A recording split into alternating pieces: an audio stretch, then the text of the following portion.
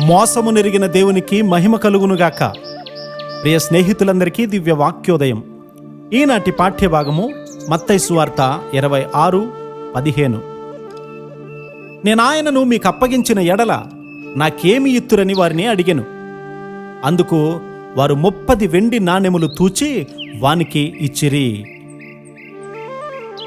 యూదా ఇస్కరియోతు కొంత డబ్బు కొరకు క్రీస్తు వారిని అమ్మడానికి కంగారు పడుతూ ఉన్నాడు, ఆతురపడుతూ ఉన్నాడు. నాకేమిత్తురు అను కేక అంతటా కూడా ఈ దినాల్లో వినబడుతూ ఉంది. డబ్బు కొరకు ప్రజలు నీతి మార్గాన్ని వదులుకుంటూ ఉన్నారు.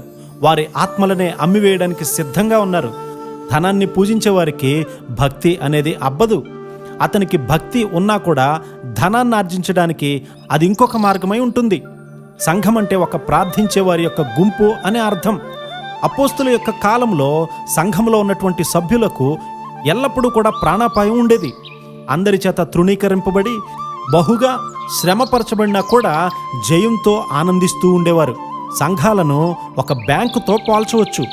ఈ బ్యాంకులో మనం ఏం వేయకుండా ఎల్లప్పుడూ దానిలో నుంచి తీసుకోవడానికి ప్రయత్నం చేస్తే అది సరికాదు, సాధ్యం కాదు. ఒక సంఘంలోనైనా ఒక ఫెలోషిప్లోనైనా ఇతర ప్రార్థనా పరుల వల్ల సమకూడినప్పుడు ఆశీర్వాదాలు తాము ఎల్లప్పుడూ అనుభవించాలని అనుకుంటే వీలు కాదు. అనేకమైనటువంటి సంఘాలు వాటి శక్తిని, కృపను పోగొట్టుకున్నాయి. వీటిలో ఉన్నటువంటి యోధాలను కనుగొని సంఘంలో నుండి వేరు చేస్తే తప్ప ఈ సంఘాలు ఎప్పటికీ కూడా బాగుపడవు. నిజమైనటువంటి క్రైస్తవునిలో నుండి ఎల్లప్పుడూ ఇతరులకు మేలు ప్రవహించుచునే ఉంటుంది. ఇతరులకు భారంగా ఉండడు, ఎప్పుడు ఇచ్చేవానిగానే ఉంటాడు. దేవుని ప్రేమ అనే వెలుగు తన ముఖం మీద ప్రకాశిస్తూ ఉంటుంది. ఆరాధనకు వచ్చేటప్పుడు ప్రార్థనాత్మను తనతో తీసుకొని వస్తాడు. వ్యర్థమైన మాటలు అక్కడ పలకడు. పిచ్చి కబుర్లు వినడానికి అతనికి సమయం ఉండదు.